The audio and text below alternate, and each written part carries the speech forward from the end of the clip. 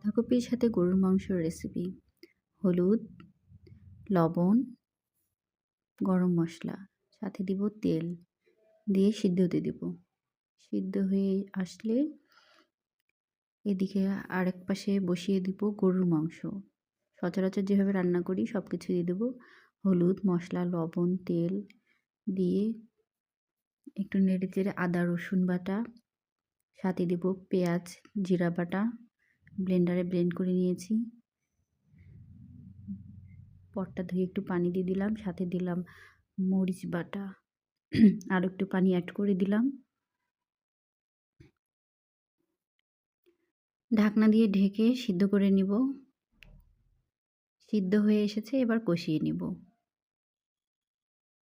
মাংসটাকে ভালো মতো কষিয়ে নিয়ে একটু গ্রেভি টাইপের থাকবে, তারপর নামিয়ে নিব। এবারে অ্যাড করে দিব বাঁধাকপির সাথে।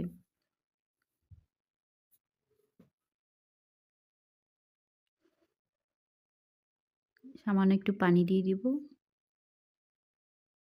সুন্দর করে বাঁধাকপির সাথে মিক্সড করে নিব, যাতে মাংসের স্বাদটি পুরোপুরি বাঁধাকপিতে চলে যায়।